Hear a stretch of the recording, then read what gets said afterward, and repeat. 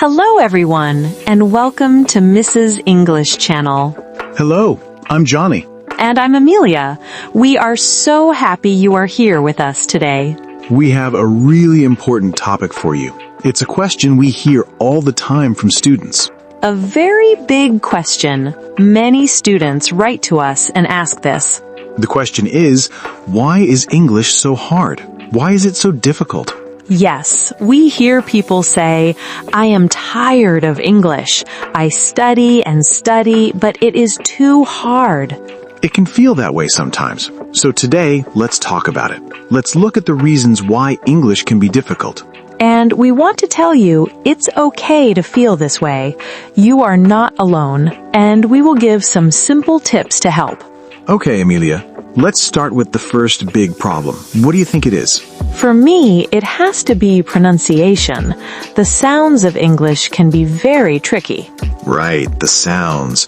Sometimes one letter can have many different sounds. Exactly.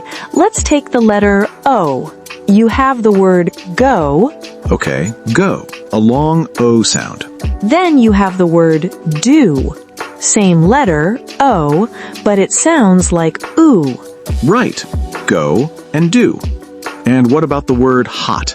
Another O and another sound. Ah. It's very confusing for learners. It is. And then we have the silent letters. They are a big problem. Oh yes. Why are they there? We don't know. Like the W in right or wrong. You don't say the W. Or the H in what or our.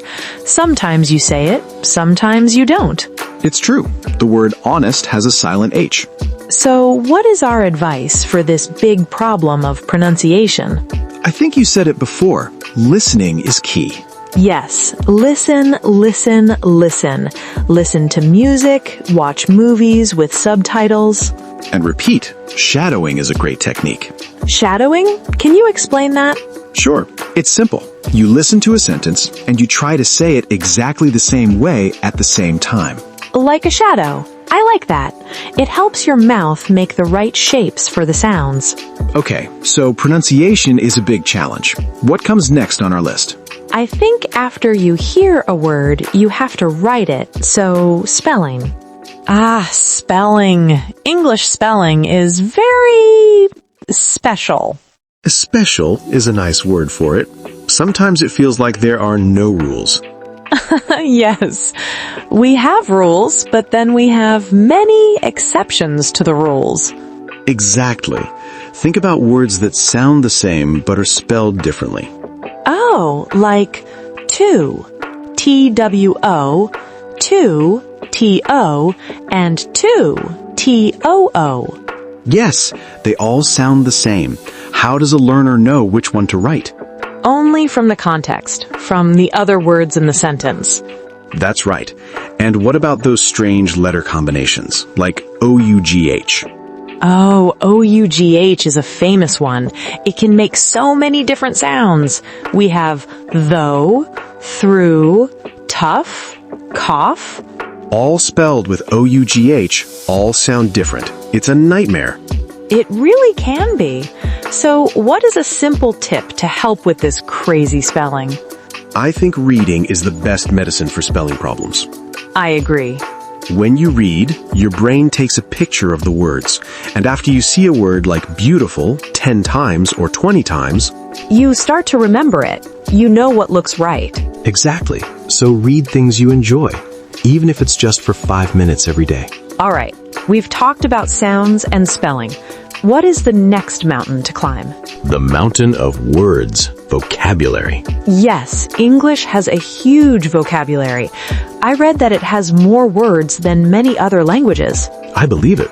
And many words have more than one meaning. Right. Take a simple word, like run. I can run in the park. Okay. But my nose can run. Or I can run a company. 3 different meanings for one small word.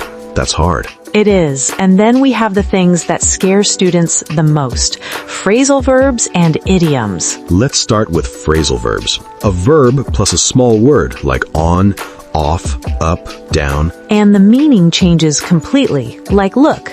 I look at you. Simple. But if I look for my keys, it means I am searching. And if I look after a baby, it means I am taking care of the baby. See? It's like learning a whole new set of verbs. And idioms are even stranger. They are sentences where the words together have a special meaning. Yes, like break a leg. Which is a funny thing to say. It means good luck, especially to an actor. It makes no sense if you translate the words one by one. Not at all. So how can our listeners manage all these new words? My favorite tip is to use a notebook, a vocabulary notebook. Good idea. When you learn a new word or idiom, write it down.